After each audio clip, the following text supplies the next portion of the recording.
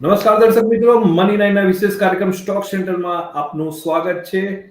સૌથી પહેલા વાત કરી રિઝર્વ બેંકની. રિઝર્વ બેંકે આજે એકદમ પ્લેઝન્ટ સરપ્રાઈઝ આપતા જે છેલ્લા 6 વખતથી જે રેપો રેટ હાઈક કરી રહી હતી તે આજે એના પર પોઝ મૂક્યો છે અને આજે રેપો રેટમાં કોઈ વધારાની જાહેરાત કરી નથી. રિઝર્વ બેંકની આ ચાલને ભારતીય શેર બજારોએ વધાવી લીધું અને આજે સતત 5મા દિવસે પણ શેર બજાર ગ્રીન ઝોનમાં બંધ રહ્યું. શેર બજાર ઉપર વધુ ચર્ચા કરવા માટે આપણી સાથે જોડાયા છે સ્ટોક એનાલિસ્ટ સિદ્ધાર્થભાઈ. સિદ્ધાર્થભાઈ, આપનું સ્વાગત છે. સિદ્ધાર્થભાઈ, આજે રિઝર્વ બેંકે કોઈ રેપો રેટમાં કોઈ વધારો જાહેર નહીં કરી અને લોકોને એક પ્લેઝન્ટ સરપ્રાઈઝ આપી છે. શું કારણ હોઈ શકે? દિવ્યેશભાઈ, thank you again for inviting. અને કાલે આપણે જે વાત કરેલી હતી એને જો આપણે ફર્ધર આમાં એડ કરીએ તો કાલે આપણે એ જ કહેતા હતા કે આરબીઆઈ હવે ફોરફ્રન્ટ પર છે અને રેગ્યુલેશન વાઇઝ ફેડરલ રિઝર્વ કરતા બી આ લોકોનું રેગ્યુલેશન વધારે બેટર છે. અને આજે એનું ઉદાહરણ આપણને મળી ગયું કે અગેન જ્યારે ફેડરલ રિઝર્વ ઇન્ટરેસ્ટ રેટ્સ વધારી રહ્યા છે અને પાછળ જ્યારે આપણે પાસ્ટનો ડેટા ઇન્ડિયાનો પણ જોઈએ તો હંમેશા આરબીઆઈ એક ફોલોવર રહ્યું હતું. પણ આ વખતે મને એવું લાગી રહ્યું છે કે એ લોકો અલગ રીતે ચાલી રહ્યા છે અને લીડિંગ ફ્રોમ ધ ફ્રન્ટ. અને એવું આપણે કહી શકાય કે ઇન્ડિયન માર્કેટ્સ અને ઇન્ડિયન આરબીઆઈ પહેલી એ છે કે જે પોતે ઇન્ટરેસ્ટ રેટ્સ અત્યારે સ્ટોપ કરી દીધા વધારવાના.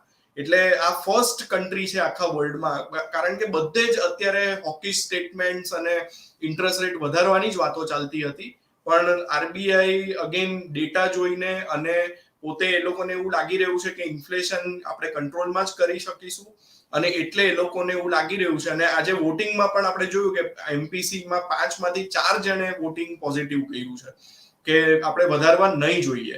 અને C ultimately India is a growing country અને તમે ગ્રોથને પછી જો ઇન્ટરેસ્ટ રેટ એક લેવલની ઉપર ચાલ્યો જાય છે તો ગ્રોથ દબાઈ જતો હોય છે. એટલે આપણે બહુ બેલેન્સ વેમાં આગળ વધવું જોઈએ કે ઇન્ફ્લેશન પણ આઉટ ઓફ કંટ્રોલ નહીં ચાલ્યો જાય અને ગ્રોથ પણ એટલો બધો નહીં દબાઈ જાય કે જેના કારણે આગળ જતા આપણને પ્રોબ્લેમ થાય. તો આ બંનેને બેલેન્સ સમન્વય કરીને જે રીતે આરબીઆઈ આગળ વધી રહ્યું છે તે સરાહનીય છે અને કાબિલે તારીફ છે. સિદ્ધાર્થભાઈ, આજે આપણે જો ભારતીય સૂચકાંકોની વાત કરીએ તો નિફ્ટી 42 પોઈન્ટ વધીને 17,599.20 એટલે 17,600 ઓલમોસ્ટ થઈ ગયો છે. હવે એક ચર્ચા હતી કે 17,600 ઉપર એને રેઝિસ્ટન્સ નડશે ને લોકો પ્રોફિટ બુકિંગ બી કરશે.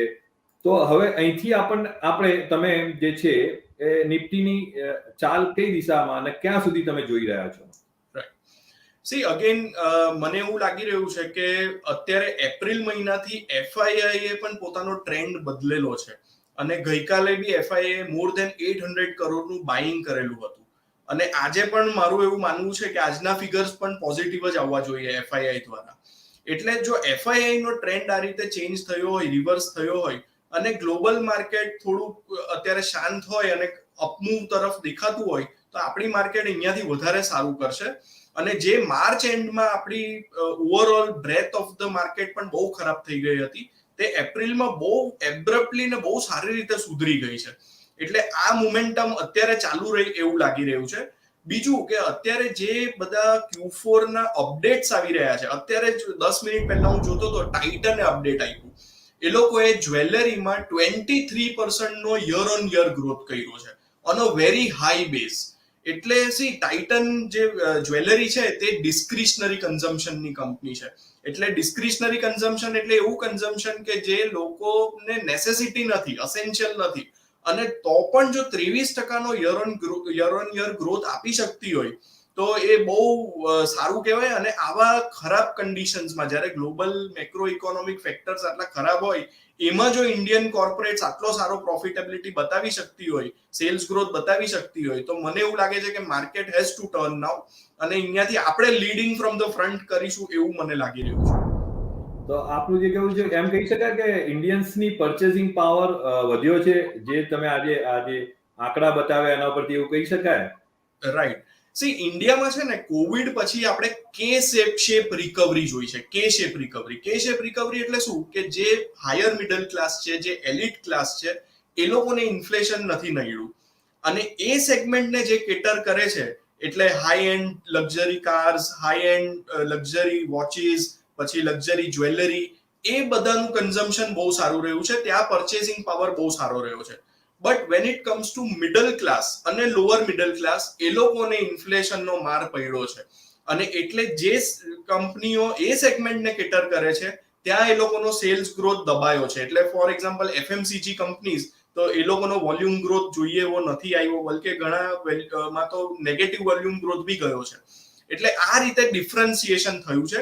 પણ આગળ જતા મને એવું લાગી રહ્યું છે કે જો આ વર્ષે મોન્સૂન સારું રહી અને હવે નેક્સ્ટ યર ઇલેક્શન પણ છે, તો એના લીધે અગેન આ જે ક્લાસ છે, જે મોટો વોટર ક્લાસ પણ આપણે કહી શકાય, લોઅર મિડલ ક્લાસ અને મિડલ ક્લાસ, તો એના માટે ગવર્મેન્ટ પણ કંઈ ને કંઈક ઇન્સેન્ટિવ, કંઈ ને કંઈક એવું કરશે કે એ લોકોને ઇન્ફ્લેશનનો માર ઓછો પડે અને એના કારણે અગેન એ સેગમેન્ટ પણ સારું આગળ જતા કરવું જોઈએ. તો એમ કહી શકાય કે પોસ્ટ કોવિડ ઇન્ડિયન જે છે પીપલ છે એમાં વેલ્થ જે એક્યુમ્યુલેશનનું જે છે એમાં પોલરાઇઝેશન છે કે જે રીચ છે એ મોર રીચર થયા છે અને જે મિડલ ક્લાસ છે એમને થોડું મોંઘવારીનો એનો માર સહન કરવો પડ્યો છે. હમણાં આપણે કહ્યું કે બજારની આગામી ચાલ માટેનું એક પેરામીટર જે છે એ મોન્સૂન, ઇન્ડિયન મોન્સૂન કેવું રહેશે એના પર પણ એક નજર રહેશે. અમુક પ્રી ફોરકાસ્ટ આવે કે ભાઈ ઇન્ડિયન જે છે ભારતીય હવામાન જે છે એમને અલ નીનોની અસર તમને થોડું મોન્સૂનને ડિસ્ટર્બ કરી શકે એવા પણ અહેવાલો વચ્ચે આવ્યા હતા. પણ એ વખતે ભારતીય હવામાન ખાતાએ એવું કીધું કે આ લગભગ માર્ચની શરૂઆતમાં આવા અહેવાલો આવ્યા હતા, ત્યારે એમણે એવું સ્પષ્ટતા કરી હતી કે અત્યારે આ તબક્કે અલ નીનોની કોઈ આગાહી કરવી એ પ્રીમેચ્યોર કહી શકાશે.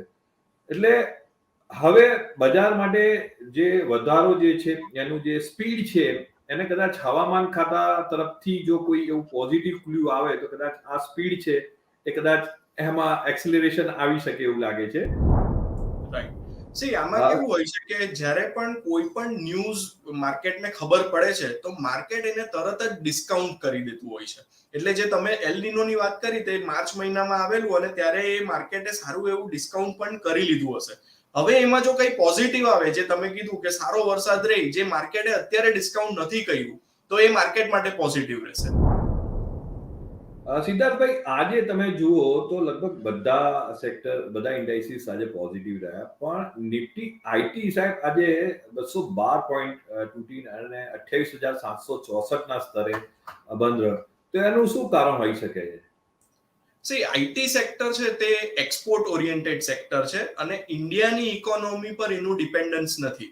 આજે ઇન્ડિયાની તમામ આઈટી કંપનીઝનું 80 to 90% રેવન્યુ યુએસ અને યુરોપમાંથી આવે છે અને આ બંને ઇકોનોમીની હાલત આપણે બધાને ખબર છે કે ખરાબ થઈ રહી છે. એટલે વન ઓફ ધ રીઝન એ છે કે જેના લીધે માર્કેટ આજે મેં જોયું કે જે ડોમેસ્ટિક ઓરિએન્ટેડ ઇકોનોમીઝ હતી, જે સેક્ટર્સ હતા, એને બહુ સારું કરેલું હતું અને એક્સપોર્ટ ઓરિએન્ટેડ થોડુંક સબડ્યુડ રહ્યું હતું. પણ અગેન આ એક દિવસની ચાલ પર આપણે બહુ ફોકસ નહીં કરવું જોઈએ, કારણ કે લોંગ ટર્મમાં એક દિવસનો ઇમ્પોર્ટન્સ હોતો નથી. સિદ્ધાર્થભાઈ, એવું કહી શકાય કે લગભગ આપણે 3 થી 6 મહિનાનું જો આપણે આઉટલુક પકડીએ તો ભારતીય રોકાણકારો માટે ચોક્કસથી ખૂબ જ સરસ દિવસો આગામી સમયમાં આવવાના છે. એટલે ભારતીય ઇન્વેસ્ટર્સ માટે અચ્છે દિન ચોક્કસથી આવશે, પણ એના માટે 3 થી 6 મહિના કદાચ રાહ જોવી પડશે. સિદ્ધાર્થભાઈ, મની 9 ગુજરાતી સાથે જોડાવા બદલ ખૂબ ખૂબ આભાર.